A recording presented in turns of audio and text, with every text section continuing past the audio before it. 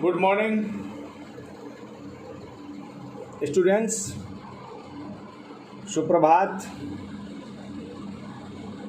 आज आपसे इस वीडियो क्लिप के माध्यम से मिलने का सुअवसर प्राप्त हुआ। इसमें एक अवसर और है जिनकी तैयारी हेतु या उसके क्रियान्वयन हेतु मैं आपसे इस वीडियो क्लिप के माध्यम से रूबरू हो रहा हूं। 21 जून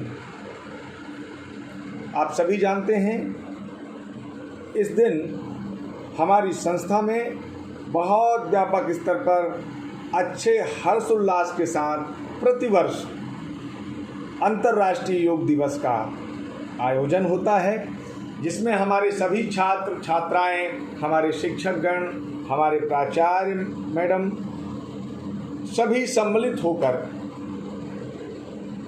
इस अंतर्राष्ट्रीय पर्व को बड़े ही उल्लास के साथ मनाते हैं। प्रिय छात्रों, आपको ये भी ज्ञात है कि आपको प्रतिदिन योगाभ्यास के आसन, क्रियाएं और फिजिकल एक्सरसाइज, शारीरिक अभ्यास की क्रियाएं नियमित तौर पे कराई जाती है। मैं आशान्वित हूँ और पूर्ण विश्वास में हूँ कि मेरे द्वारा कराई जाने वाली क्रियाओं को, अभ्यासों को आप अपने घर पर रहकर नियमित तौर से सुबह उठकर दिनचर्याओं को पूर्ण कर, प्रातःकालीन दिनचर्याओं को पूर्ण कर आप निरंतर करते होंगे, जिससे इस वैश्विक महामारी जैसे कई रोगों से आप हमेशा लड़ सकते हैं।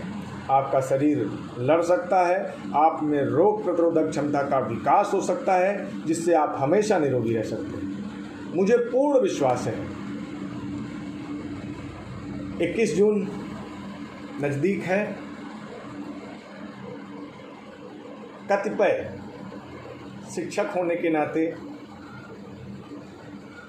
मुझे यह अनुभूति है कि शायद आप में से कोई एक आध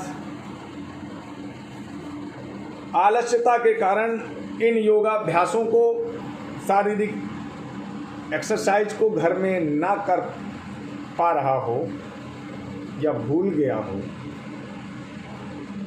अमूमन सूर्य नमस्कार ही,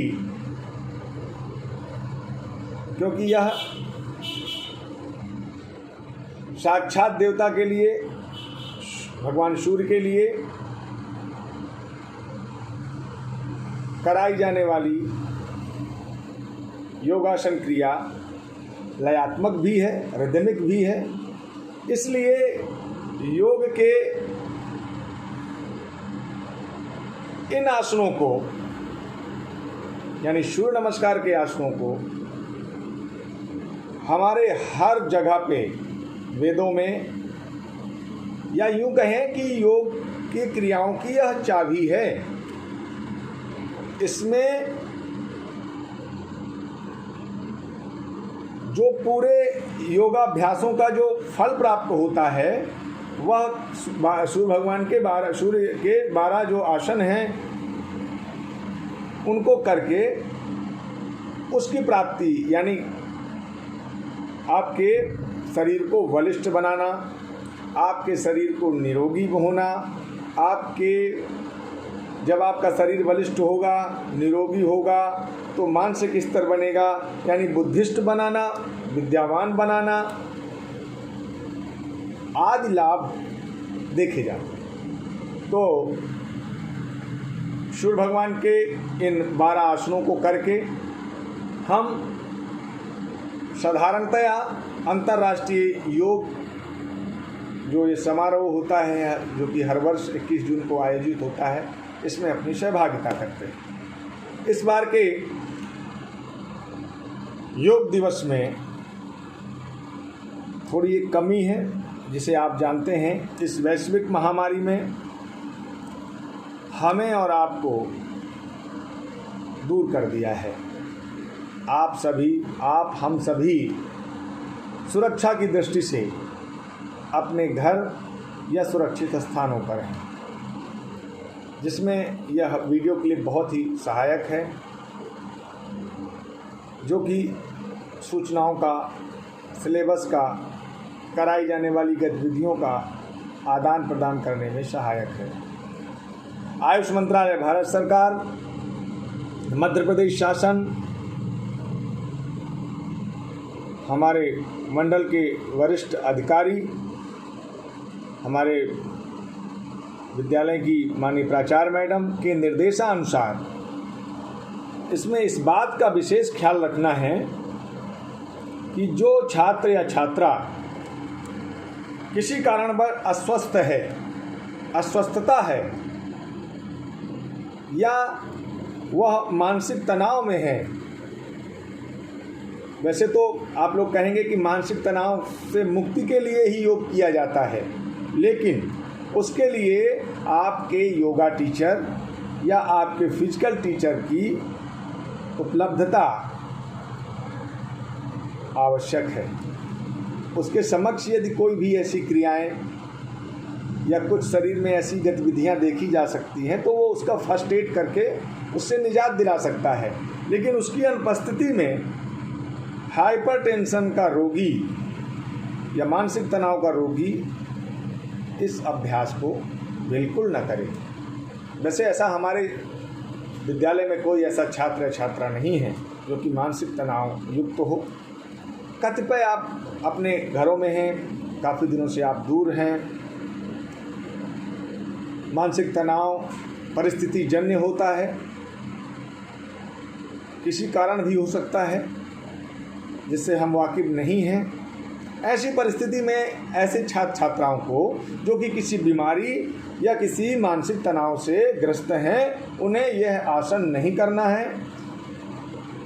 स्वस्थ होने के उपरांत वह इस आसनों को कर सकते हैं और सहभागिता आगामी वर्षों में कर सकते हैं। तो इस बात का विशेष तौर पे ख्याल रहे, क्योंकि यह हमारे सभी वरिष्ठ और उच्चाधिकारियों द्वारा निर्देशित है, इसलिए मैंने आपको भी ये बताया है। तो आइए अब हम आयोजित 21 जून को आयोजित होने वाले अंतर्राष्ट्रीय योग दिवस में जो सूर्य नमस्कार के 12 आसन हैं उनको करके मैं बता रहा हूँ। आप भी अपने घरों में रहकर, अपने घर पर रहकर बताए गए समय के अनुरूप इन आसनों को करें और अंतर्राष्ट्रीय योग दिवस में सहभागी बने। एक आशा और है कि आप मुझे, जो कि शैक्षणिक व्हाट्सएप ग्रुप है, उस ग्रुप में अपनी सहभागिता की उपस्थिति या अनुपस्थिति, क्योंकि वो तो यूट्यूब और अन्य चैनलों में कमेंट बॉक्स होते हैं, लेकिन यदि आपने पार्टिसिपेट किया है योगासन को तो यस के माध्यम से, यदि किसी कारणवश नहीं किया है तो नो के माध्यम से ज़रूर सूचित करना है।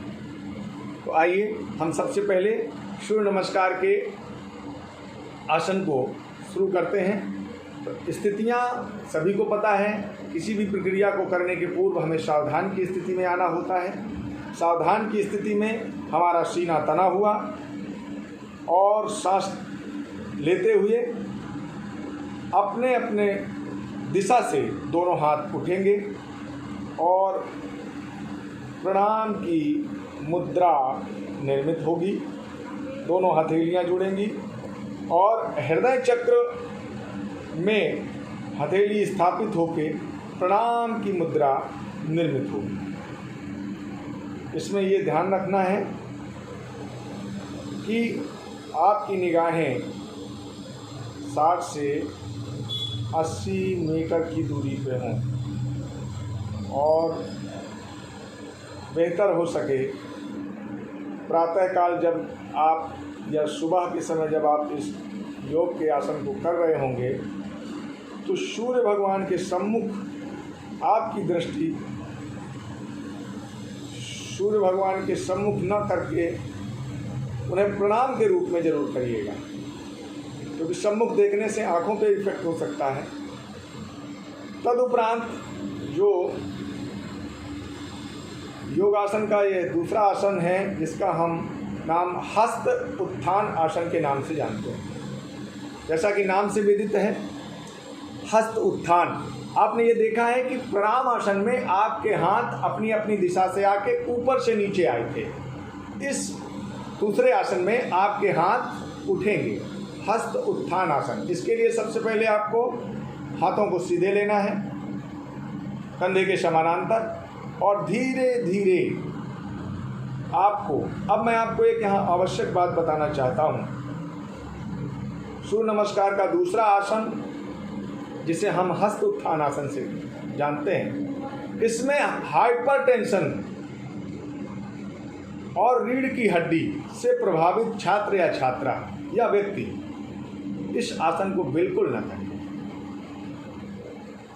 क्योंकि रीढ़ की हड्डी से जो प्रभावित है तो स्वाभाविक है शिक्षक की अनुपस्थिति में कुछ और हानि हो सकती है, और मानसिक तनाव से युक्त छात्र या युक्त व्यक्ति या युक्त छात्रा को यह अभ्यास बिल्कुल नहीं करनी।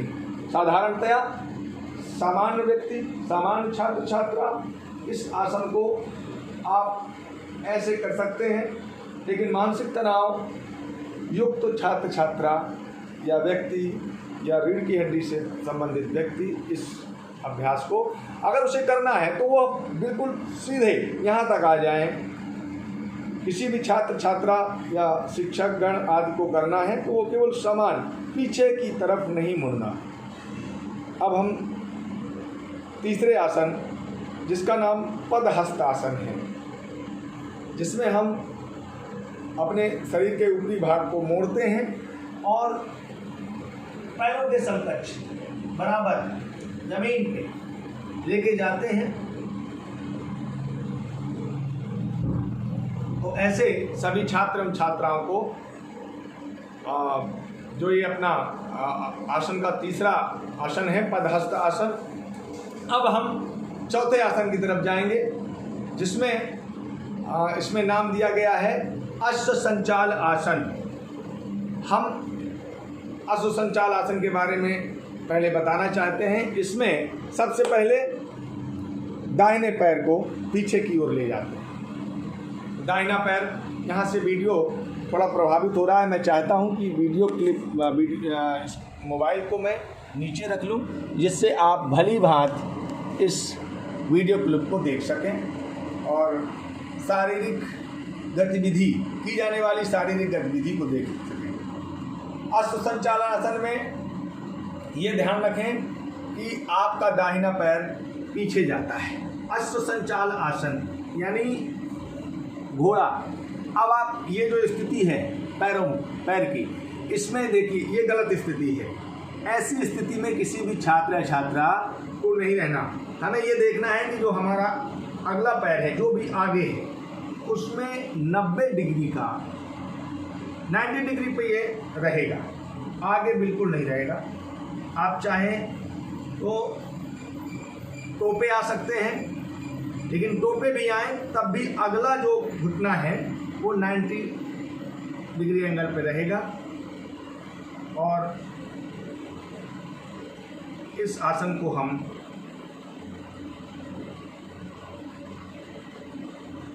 अश्व संचाल आसन कहते हैं। अब आसन क्रमांक है 5वां, जिसका नाम आप भली भांति सभी करते भी हैं, नाम है पर्वतासन। जैसा पर्वत के जैसे स्थिति का निर्माण करना है।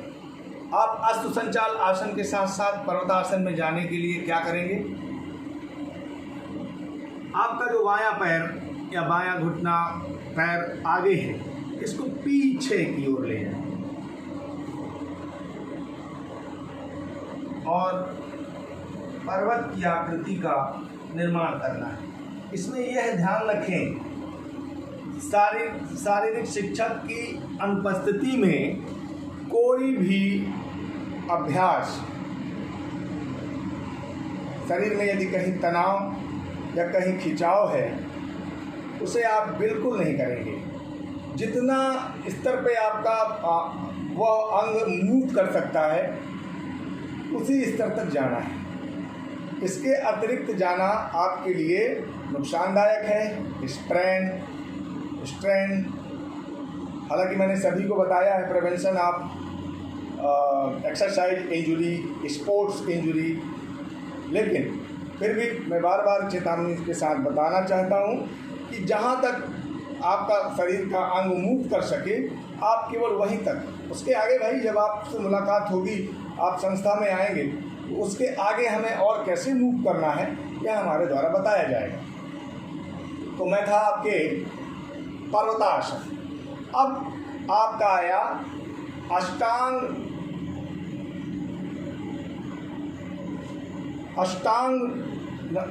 नमस्कार आसन, अष्टांग नमस्कार। अब आप पर्वतासन से इस बात का विशेष ख्याल रखें कि अष्टांग ऐसे समय में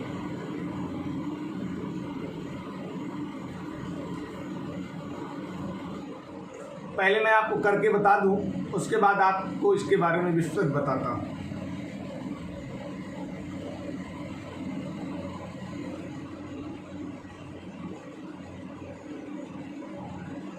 कतिपय आप वीडियो देख पाए हों। अष्टांग का मतलब आपके 8 अंगों से सूर्य को नमस्कार करना है, जिसमें स्थिति के अनुरूप आपने देखा है कि मेरे तो घुटना और छाती, हाथ, दोनों हाथ और ये आपकी धौनी, यह सब मिला के 8 हुए जो शरीर में रखकर सूर्य को नमस्कार किए हैं, इसलिए इसका नाम अष्टांग आसन है। अब हम चर्चा करेंगे अष्टांग आसन के उपरांत आसन क्रमांक 7वां भुजंग आसन की। भुजंग तो आप सभी जानते होंगे, भुजंग नाम शायद सर्प का है, और सर्प की स्थिति क्या होती है इसे भी मुझे लगता है 80% हमारे यहाँ की छात्र छात्राएं ग्रामीण क्षेत्रों से बिलोंग करते हैं, वह इन सभी का व्यवहारिक रूप जानते हैं। भुजंग आसन में जब हमने सरल भाषा में सर्प बता दिया ना, तो अब सभी छात्र छात्रा इसको बहुत अच्छे से और सुस्पष्ट आसन का अभ्यास करेंगे। आपको जब आप अष्टांग नमस्कार आसन में होते हैं, इसके उपरांत आपको हल्का सा मूव करना है और आगे से जितना जा सकते हैं आपको इस बात का विशेष ख्याल रखना है, इसमें भी जो रीढ़ की हड्डी से प्रभावित छात्रा या व्यक्ति है वह आसन को बड़े सुचारू रूप से करे। और भुजंग आसन आगे से, जैसे सर्प आगे से उठकर चलता है, ऐसे आपको भगवान को नमस्कार करना है। क्योंकि मैं ये क्रिया, यह आसन एक साथ, जैसे मैं आपको उठ के बता रहा हूँ ऐसे नहीं करना, आपको उठना नहीं है, आपको बिल्कुल एक साथ। मैं आपको इसके बाद, चूँकि शारीरिक शिक्षा और योग के अध्ययन में अंशपूर्ण अंश विधि और पूर्ण अंशपूर्ण विधि 2 प्रकार के मेथड का उपयोग किया जाता है, जिसमें अंशपूर्ण अंश विधि में हर स्टेप, हर आसन को करके उसके द्वारा लाभ, हानि और स्किल का प्रयोग बताया जाता है। इसके बाद पूर्ण अंशपूर्ण विधि में उसको रिदमिक और नियमित तौर से किया जाता है। तो जो मैंने अभी आपको, अब आप सोचते होंगे कि सर ये आसन कर रहे हैं, इसके बाद जा रहे हैं, इसके बाद, तो यह अंशपूर्ण अंश विधि है। अंशपूर्ण अंश विधि में यदि मैंने आपको व्यापक तौर से नहीं बताया तो शायद आप कहीं दिशाहीन हो सकते हैं। इसलिए मैं इसको करके एक रिदमिक एक्टिविटी के तौर पे लास्ट में आपको 12 आसन एक साथ करके बता दूंगा, ठीक है। पर अभी मैं आपको एक एक आसन के बारे में स्पष्ट तौर से बताना चाहता हूँ, जिससे कहीं कुछ गलतियाँ या कमियाँ न रहें। अब हम पर्वतासन के बाद आप ये देखते हैं कि आसनों की पुनरावृत्ति होती है। अब आप पुनः देखें, अश्वसंचाल आसन का स्थान आया है। अश्वसंचाल आसन में आपने ये देखा था भुजंग आसन के बाद जिस पैर को आपने पहले निकाला था उस पैर को आपको वापस, यानी दाहिने पैर को वापस लाना है, और उसी एंगल में, जैसा कि मैंने आपको बताया था कि ये घुटना आगे की ओर नहीं रहेगा, ये घुटना 90 डिग्री एंगल पे रहेगा, और जिससे आपके मांसपेशियों पे खिंचाव होता है, जिसका हमें शारीरिक लाभ मिलता है। गलत तरीके से किए गए अभ्यास में मांसपेशियां गलत तरीके से मुड़ सकती हैं। इस चीज़ का विशेष ख्याल रखना है कि जो विधि और जो तरीका पहले से बताए गए हैं या इस वीडियो के माध्यम से बताए जा रहे हैं, उन्हीं मेथड, उन्हीं स्किल्स का उपयोग करना है। आप सभी समझ गए होंगे। अब पुनः पुनरावृत्ति होती है, जिसको हमने आपको बताया था पदहस्त आसन। जब आप अश्वसंचाल आसन में होते हैं, इसके बाद आपका पदहस्त आसन, जिसमें दोनों पैर के और दोनों हाथों की हथेलियां जमीन से स्पर्श होती हैं। अब इसमें भी आप देखिएगा, यदि आपका घुटना या आप जमीन तक नहीं पहुंच पा रहे हैं, कोई ज़रूरी नहीं है, आप जहां तक जा रहे हैं, देखिए मैं भी आपको बता रहा हूं, बिल्कुल ज़मीन से क्या मेरा टच है? नहीं। वैसे जाने को जाते हैं, लेकिन आपको नहीं जाना, क्योंकि आपका शारीरिक शिक्षक वहाँ नहीं है। आप जितना जा सकते हैं उतना जाइए। इसके बाद अब हम पुनः हस्त उत्थान आसन, जो कि हमारा 11वां हस्त उत्थान आसन।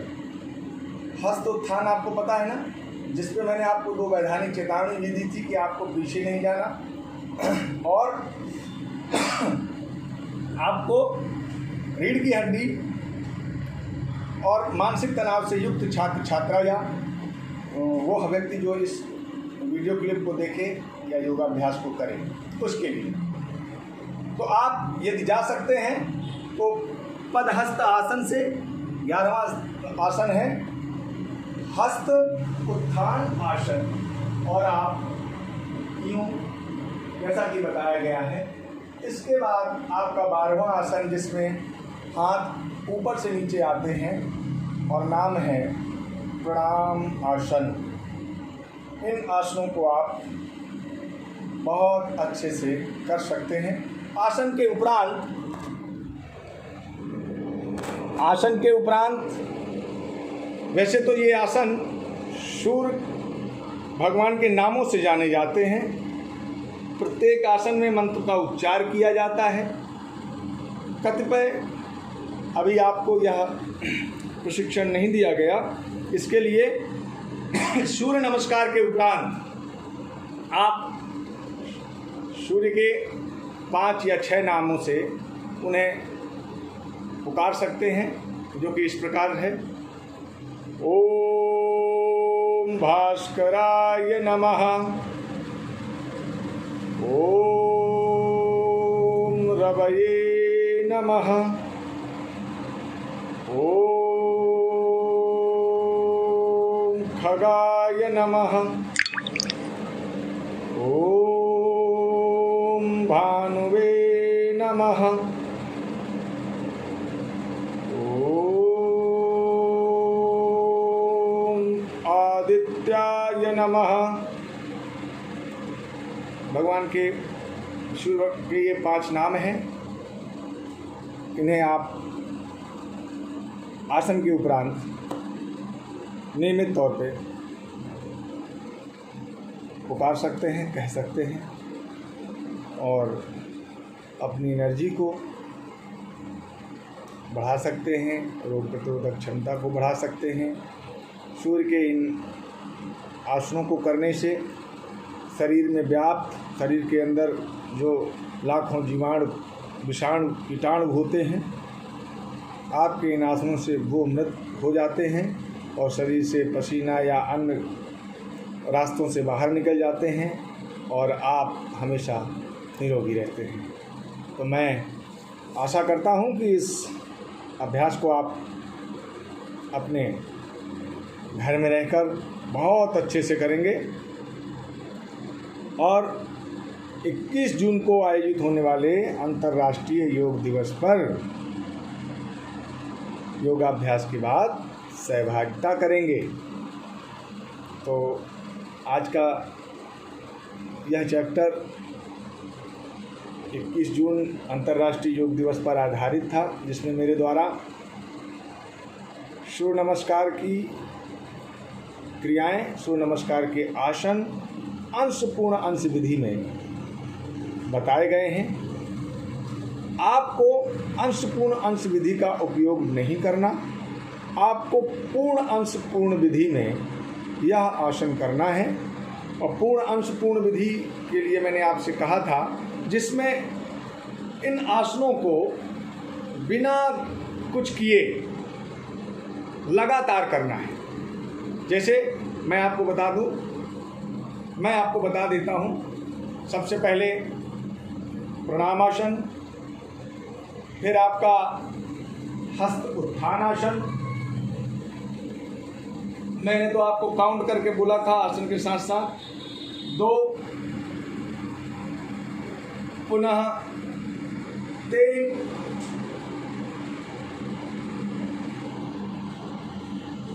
4,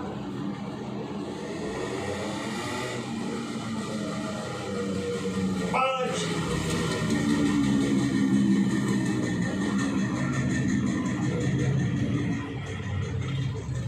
6,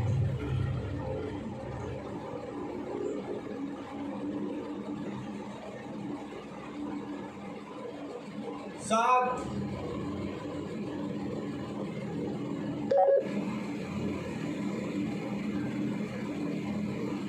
आपको शायद वीडियो क्लिप ना दिख रही होगी क्योंकि ऊपर रखा था ये।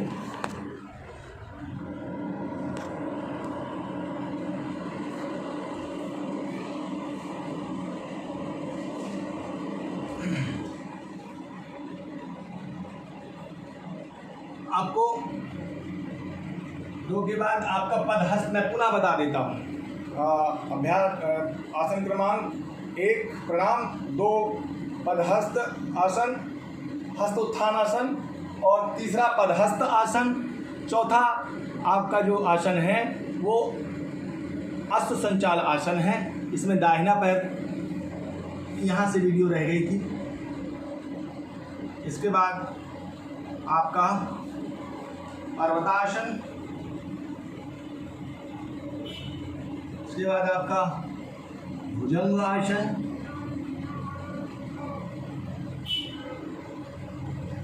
इसके बाद आपका पुनः अश्व संचाल आसन, इसके बाद आपका पदहस्त आसन और पुनः आपका हस्तोत्थान आसन और आपका प्रणामासन। तो यह योग की सूर्य नमस्कार के ये आसन जो पूर्ण अंश पूर्ण विधि में थे, मैंने आपको बताए हैं। आप इसको भली भांति घर में 1-2 दिन प्रैक्टिस करके सूर्य नमस्कार के दिन, वो 21 जून अंतर्राष्ट्रीय योग दिवस के दिन पार्टिसिपेट करके कार्यक्रम को सफल बनाएं और मुझे व्हाट्सएप शैक्षणिक ग्रुप में यस आपकी सहभागिता की उपस्थिति के लिए, यस अनुपस्थिति के लिए नो लिखकर सूचित करें। धन्यवाद।